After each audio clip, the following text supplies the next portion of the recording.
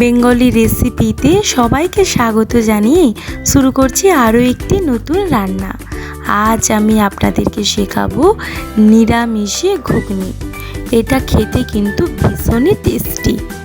তো ফ্রেন্ডস, রান্নাটা শুরু করার আগে আমার একটা ছোট্ট রিকোয়েস্ট, আপনি যদি আমার এই চ্যানেলে নতুন হয়ে থাকেন তাহলে প্লিজ সাবস্ক্রাইব করে রাখুন ভালো ভালো রান্না শেখার জন্য।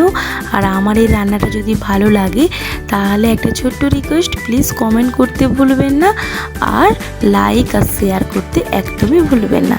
তাহলে আর দেরি না করে চলুন কীভাবে বানাতে হয় দেখে নিই।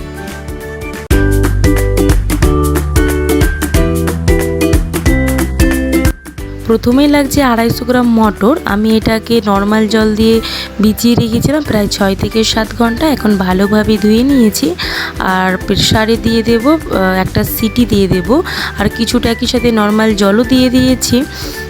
একটু বেশি করে দিলাম কারণ পরবর্তীকালে আর ফেলাবো না, এটা আমি ইউজ করব। আর সাথে 1 টিস্পুনের মতো লবণও দিয়ে দিলাম। একই সাথে ওভেনে বসিয়ে দিচ্ছি। মটরটা দেখুন সেদ্ধ হয়ে গেছে, একদম গলে যাবে এরকম সেদ্ধ করার দরকার নেই। দেখুন একদম একটু শক্ত শক্ত থাকবে, খেতে বেশি ভালো লাগবে। তারপর চুলায় একটা কড়াই বসিয়ে দিয়েছি আর সাথে 100 গ্রামের মতো তেলও দিয়ে দিয়েছি। তেলটা ভালোভাবে গরমও হয়ে গেছে। এই সময় দিয়ে দিচ্ছি ছোট ছোট টুকরো করে রাখা 400 গ্রামের মতো আলু। গ্যাসের আঁচ মিডিয়াম টু হাই হিটে রেখে হালকা গোল্ডেন ব্রাউন করে ভেজে নিচ্ছি।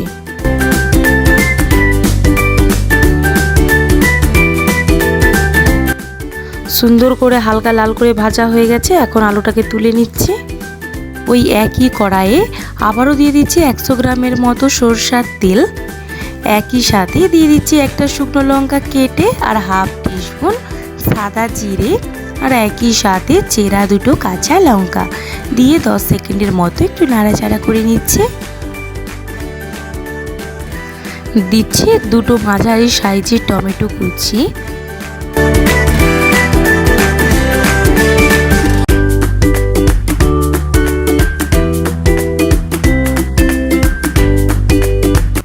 টমেটোটা সুন্দরভাবে নরম হওয়ার জন্য সাথে হাফ টিস্পুনের মতো লবণও দিয়ে দিচ্ছি আর গলে যাওয়া পর্যন্ত টমেটোটা ভালোভাবে একটু নাড়াচাড়া করে নিচ্ছি।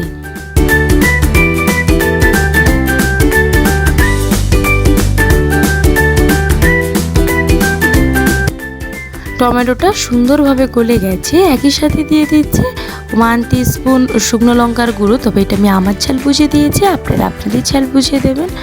আর একই সাথে দিয়ে দিচ্ছে 1 টিস্পুন হলুদ গুঁড়ো। একই সাথে আদা জিরে আর কাঁচা লঙ্কা বাটা 3টে মিলে 1 টেবিল স্পুন দিয়ে দিলাম। তবে বেশি নাড়াচাড়া করব না, জাস্ট কাঁচা গন্ধটা চলে গেলেই কিন্তু হয়ে যাবে। বেশি নাড়াচাড়া করলে জিরে আছে তাই জন্য তেতো হয়ে যাবে। সামান্য জল দিচ্ছি মশলাটাকে আর একটু ভালোভাবে ভাজার জন্য, তবে টেস্ট করে নেবেন তেতো যেন না হয়।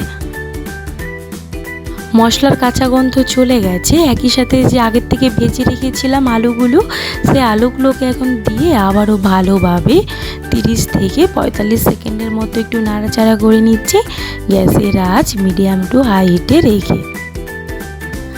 দিচ্ছি সেদ্ধ করে রাখা আগের থেকেই মটরটা আর একই সাথে জলটাও দিয়ে দিচ্ছি।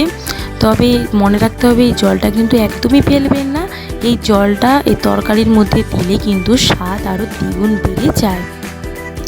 আর একই সাথে আরও কিছুটা জল দিচ্ছি 200 ml এর কাছাকাছি। আর একই সাথে দিয়ে দিচ্ছি একটু ধনেপাতা কুচি।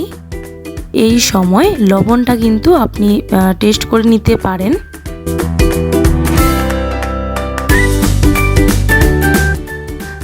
দিচ্ছি 1/4 টিস্পুন চিনি একটু স্বাদটাকে বাড়ানোর জন্য।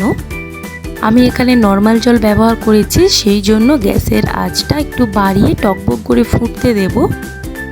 টকবক করে ফুটে গেছে, দিয়ে দিচ্ছি ওপর দিক থেকে ঢাকা 10 মিনিটের জন্য। এটা হতে থাক। 10 মিনিট পর ঢাকাটা খুলে দিচ্ছি আর এখন হয়ে গেছে। এই সময় দিচ্ছি রোস্টেড ধনে জিরে আর শুকনো লঙ্কা 4 টিস্পুন, মানে শুকনো খোলায় ভেজে আমি গুঁড়িয়ে নিয়েছি। আর একই সাথে কিন্তু আমার নিরামিষে ঘুগনি একদম রেডি। এটা গরম গরম লুচির সাথে সার্ভ করুন। আমার চ্যানেলে কিন্তু লুচির একটি ভিডিও রয়েছে, চাইলে দেখে নিতে পারেন। কিংবা সুজির পরোটা, নান, যেটার সাথে আপনার পছন্দ, কিংবা রুটি। তো ফ্রেন্ডস, বাড়িতে বানিয়ে খান, কেমন হয়েছে আমাকে কিন্তু কমেন্ট করতে একদমই ভুলবেন না। আজকের মতো বিদায়, অন্য কোনো রেসিপি নিয়ে আমি আবার হাজির হব। ততক্ষণ সুস্থ থাকবেন, ভালো থাকবেন।